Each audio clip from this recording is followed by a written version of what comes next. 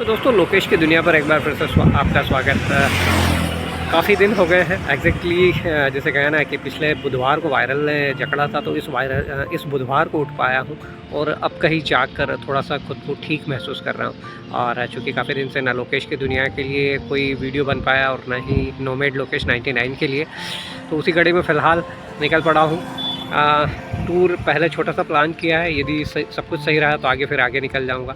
देखता हूँ कहाँ तक पहुँचता हूँ, आगे की बात है आगे के टूर में। दोस्तों 32,479 किलोमीटर दिखा रहा है फ़िलहाल काटा। देखता हूँ कहाँ तक होके आता हूँ, कितना चलता हूँ। हो सकता है आपको अभी इसमें नहीं दिखाई दे रहा हो, मुझे ऐसा लग रहा है कि शायद नहीं दिखाई दे रहा होगा, बट जो माइलोमीटर दिखा रहा है मुझे 32,479 दिखा रहा है। और सामने रतलाम जाता हुआ रोड, और इससे फिर आगे कहाँ बढ़ूँगा, ऊपर वाला जिला ले जाए।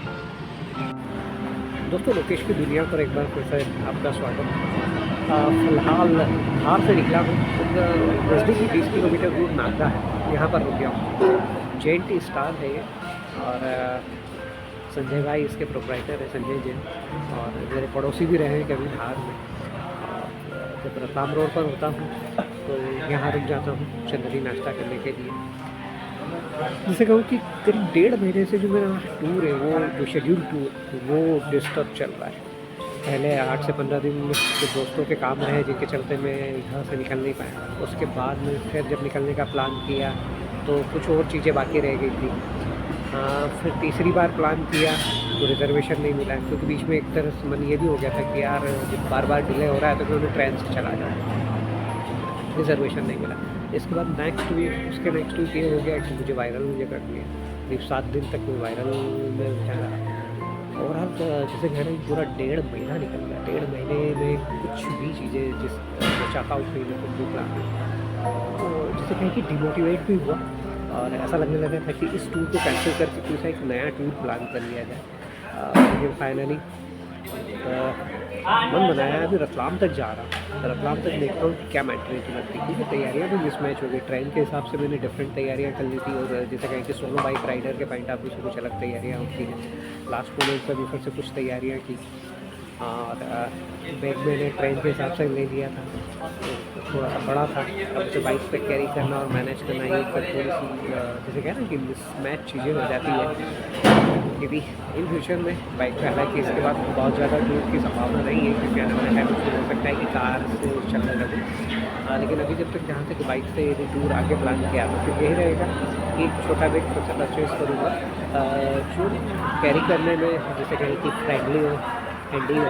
फिलहाल मेरे पास एक थोड़ा सा बड़ा बैग आ गया, जिससे कहूँगा कि थोड़ा सा आप लोगों का सपोर्ट चाहिएगा। बहुत ही डिमोटिवेट हो गया हूँ, 1.5-2 महीने से कुछ भी खास काम नहीं किया। जैसे कहना है कि काम चलाओ काम किया, और ऐसे में क्या होता है कि जो मन है वो व्यथित हो जाता है, डिस्टर्ब हो जाता है। निकला हूँ रतलाम तक, यदि पहुँच गया रतलाम तक मेंटलिटी सही रही तो उसके बाद फिर एक लंबा टूर होगा। तो चलिए टूर में होती है आपसे आगे मुलाकात।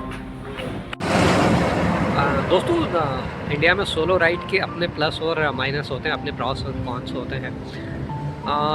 लेकिन अभी तक का सफ़र, चूँकि 1.5 साल का सफ़र जितना भी हुआ है मेरा बाइक पे हुआ है, तो फ़िलहाल इस टूर को भी मैं बाइक से करने की सोच रहा हूँ।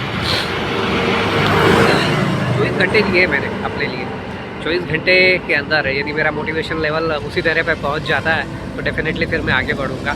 और एक छोटा सा ब्रेक तो क्या कहूँ, दिन की स्टार्ट ही हुई थी, क्योंकि सुबह से मैंने चाय वगैरह कुछ भी नहीं किया था। मैं नाश्ता भी आज दिन का करीब 1 बज रहा है, और अभी जाकर मैंने चाय नाश्ता किया है। रतलाम में पहला हाल्ट करूँगा, और रतलाम में फाइनली डिसाइड करूँगा कि व्हाट टू डू, क्या करना चाहिए आगे के लिए। और फ़िलहाल आपको एक नज़ारा भी करवा दूँ।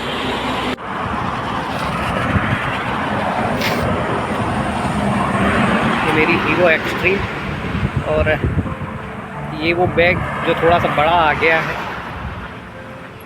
जिसके चलते कहना कि मन में कहीं ना कहीं कोई डायलमा है। लेकिन हालांकि इसमें सामान कम है, सामान बहुत ज़्यादा नहीं है। लेकिन वही, चूँकि मैंने इसे ट्रेन के हिसाब से ले लिया था, यदि नेक्स्ट टाइम बाइक के साथ प्लान करता हूँ तो इसका जस्ट आधी साइज़ का एक बैग ले लूँगा उसी तरह का, जैसा कि मेरे कंधों पर रहता है। और फिलहाल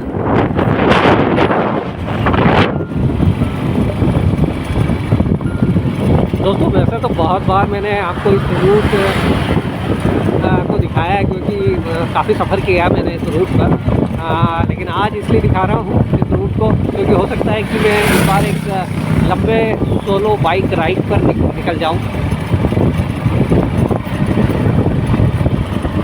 इसलिए जो रास्ता चल रहा है उसे दिखाना भी आपको ज़रूरी है।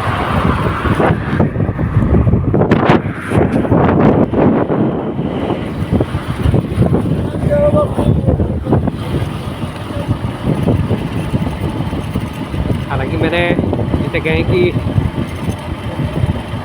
जो पोर्ट है वो लगवाया है अपने हैंडल में, उससे भी मोटो व्लॉग बनाने की कोशिश करूँगा, लेकिन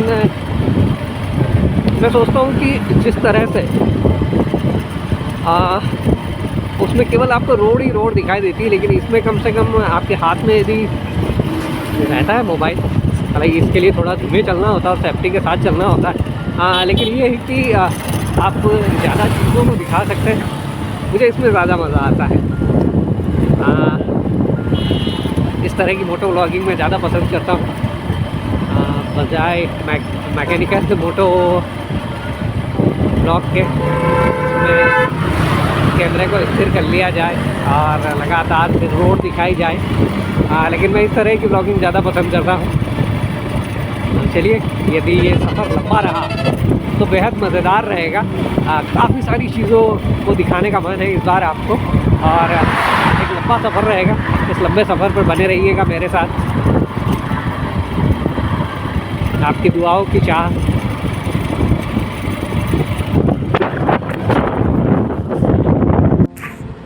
दोस्तों रतलाम लगने वाला हूँ और मैंने सोचा कि क्यों ना थोड़ी सी आपसे बात कर ली जाए। वास्तव में जो टूर शुरू हुआ ना है बिल्कुल हाफ हार्टेड शुरू हुआ, क्योंकि जैसा मैंने आपको बताया कि मानसून की वजह से मेरी तबीयत की वजह से और भी दूसरे कारणों से बहुत डिले हुआ है। तो ओवरऑल जिसे कहें ना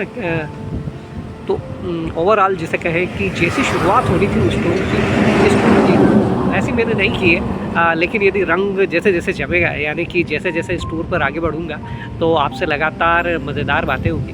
हालांकि ये भी हुआ कि आपको दिखाता हूँ कि जो बैक साइड में बना हुआ है, पहले मैंने ये देखा कि ऊपर सीट पर बांध लिया, लेकिन मैं 2 किलोमीटर भी नहीं पहुँचा हूँगा और ये पूरा लटक के बाहर हो गया। अब चूँकि इस तरह के सफ़र का एक्सपीरियंस मुझे भी ज़्यादा नहीं है, तो फिर मैंने सोचा कि ऐसे तो सफ़र बड़ा मुश्किल हो जाएगा, तो मैंने एक जगह गाड़ी रोकी और मैंने कहा भले ही 10 मिनट लग जाए लेकिन बिल्कुल अच्छे से इस बैग को टाइट बांध लिया जाए। इसमें से चेक किया कि कोई डेलिकेट सामान तो नहीं है रिलेटेड शूटिंग या और कुछ, वो सब बाहर निकाला। मेरा ये जो दूसरा बैग है इसमें डाला और इसके बाद फिर इसे बिल्कुल चारों तरफ से लपेट के कस के बांधा। और फ़िलहाल अभी बिल्कुल भी हिला नहीं है और रतलाम लगने वाला। पहले एक ही रस्सी ली थी मैंने, अभी रास्ते में 2 रस्सियाँ और ले ली मैंने, क्योंकि जैसे जैसे आगे बढ़ूँगा हो सकता है चीज़ें जल्दी और आसानी से ना मिले, इसके चलते मैंने 2 रस्सियाँ और ली थी। तो जब अब आगे बढ़ूँगा रतलाम से तो इसे इस तरह से बांधूंगा कि जिसे कहना ना कि फेविकोल का जोड़ इस तोड़े से भी ना टूटे। तो क्या होता है कि जब इस तरह की चीज़ें होती हैं तो आपका सफ़र ब्रेक होता है और आप कहीं ना कहीं डीमोटिवेट होते हैं। और already I am 45 days late. जी हाँ ना, मतलब मैं बहुत ही खुद से बहुत गुस्सा हूँ, खुद से बहुत नाराज़ हूँ, क्योंकि अभी तक मेरा चैनल मोनेटाइज हो जाना था। चैनल बहुत अच्छा ग्रो कर रहा था, लेकिन मैंने बीच में एक लंबा ब्रेक ले लिया है।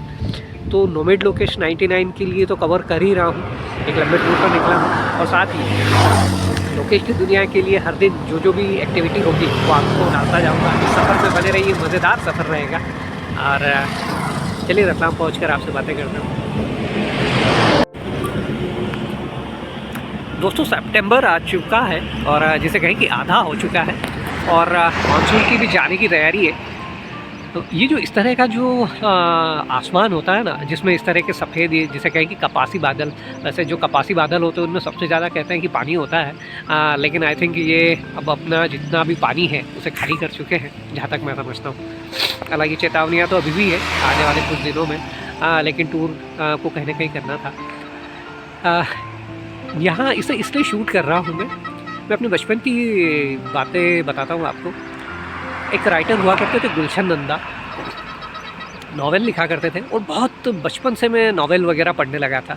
तो उसमें इस तरह के बादलों का, इस तरह के आसमान का ज़िक्र ज़रूर होता था और कुछ इस उदासी की तरह होता था कि चूँकि जो मेरा बचपन है जैसे कहें कि बड़ा सूखेपन में गुजरा है। मम्मी पापा दोनों जॉब पे चले जाते थे, जो बड़े भाई बहन थे वो ऑलरेडी बाहर जा चुके थे, तो मैं अकेला रहता था। तो इस तरह के नावल को पढ़ता, उसमें कुछ उदासी भरे जैसे कहें कि शॉर्ट्स जो प्रसन्न होते हैं, शॉर्ट्स तो क्या कहूँगा, उन्हें पढ़ता और खुद को ख्यालों में डुबा लेता था। आज फिर मुझे उसी तरह का एक बादल दिखा तो मुझे अपनी गुलशन नंदा के नावल की और इन बादलों की और इस तरह के आसमान की याद आ गई। तो मन हो गया इसे शूट कर लूँ और आपसे कुछ गुफ्तगू कर लूँ, तो ये मैंने कर लिया। दोस्तों रतलाम पहुँच गया हूँ और कल जो नोमैड लोकेश 99 के लिए मुझे जो शूट करना है, केले का समोसा शूट करना है, तो उसी के चलते काबुल मामा की तरफ जा रहा था। मैं क्या एक बार फिर से थोड़ा सा नज़रों में बसा लूँ। होमवर्क कर लेते हैं आप तो थोड़ा सा काम जल्दी हो जाता है और लोगों से मिलना मिलाना भी हो जाता है। तो बीच के बाज़ार में हूँ, रतलाम के करीब 4 बजने वाले और ये जो सामने जो रास्ता जा रहा है ना, ये चांदनी चौक जा रहा है, किधर ही करूँगा मैं आगे। एकदम दोस्तों नोमैड लोकेश के लिए तो नोमैड लोकेश 99 के लिए तो मैं कल शूट करूँगा, लेकिन जिस तरह से मैं कह रहा था कि अभी मैं आ गया हूँ कारू मामा की जो पुरानी दुकान है ना, वहाँ पे आ गया हूँ हाथी मंदिर के पास में। ये जब आप चौक तक आते हो, थोड़ा आगे बढ़ते हैं तो यहाँ पर आती है ये, और भैया से बात की मैंने, तो केले वाले जो जिसे कहे कि केले के समोसे वो तो ख़त्म हो गए हैं, उनका कहना था। इसके लिए मुझे कल आना पड़ेगा।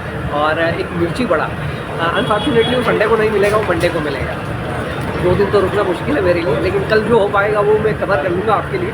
और अभी सीजन में मुझे यहाँ पर ये भुट्टे की कचौरी दिख गई थी एकदम। यहाँ की जो रंगत है ना, वो चीज़ों की इतनी बेहतरीन होती है कि अपने आप खाने का मन कर जाता है। आपको दिखाता हूँ,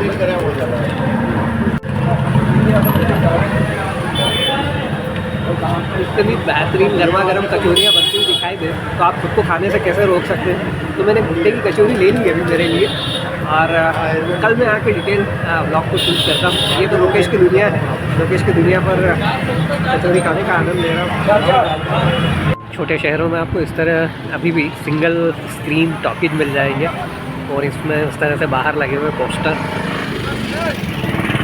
जैसे ही आप किसी छोटी जगह पर आते हैं ना, वहाँ का एक अलग ही माहौल आपको दिखाई देने लगता है।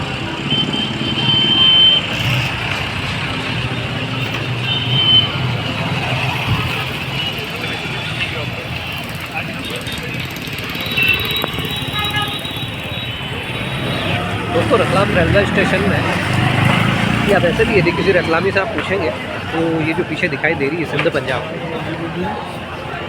यहाँ पर अच्छा खाना मिल जाता है आपको। तो यहीं पर मैंने आप दाल फ्राई और तंदूरी रोटी खाई। काफ़ी दिनों से मुंह ख़राब था बुखार के चलते, तो अच्छा लगा, खाना ठीक था। 140 रुपये पैक किया है मैंने। खाली खाता तो 100 के आसपास पड़ती, लेकिन आज खाली खाने का मन नहीं था। तो काफ़ी दिनों से बुखार के चलते भी मुँह ख़राब था और लगातार खाली वगैरह खा रहा था मैं। मुझे सोचा कि आज कुछ डिफरेंट ट्राई कर दिया जाए। रेलवे स्टेशन इलाका, तो ये भी पीछे मेरी तरफ आप देखेंगे, तो रेलवे स्टेशन से जब आप आगे बढ़ते हैं तो हमने काफ़ी सारी जैसे कहना कि रतलाम जिसके लिए फेमस है सेव की दुकानें हैं। हालांकि रतलाम की जो फेमस सेव है वो तो गोवर्धन सेव है। तो मैंने अपने डिफरेंट ब्लॉग में कवर किया है नोमैड लोकेश 99 में। लोकेश की दुनिया में आज के दिन का समापन फिलहाल इसी के साथ यहीं पर समापन करता हूँ। कल कुछ और नई बातों के साथ मैं हाजिर हूँ।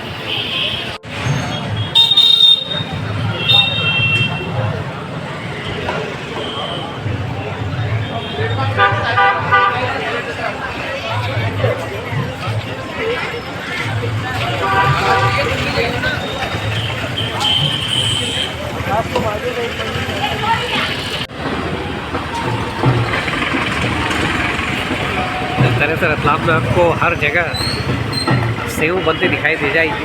और वैसे भी ये जो सिटी है, कहते हैं कि स्वर्ण नगरी, सेव नगरी और साड़ी नगरी, 3 चीज़ों के लिए फेमस है।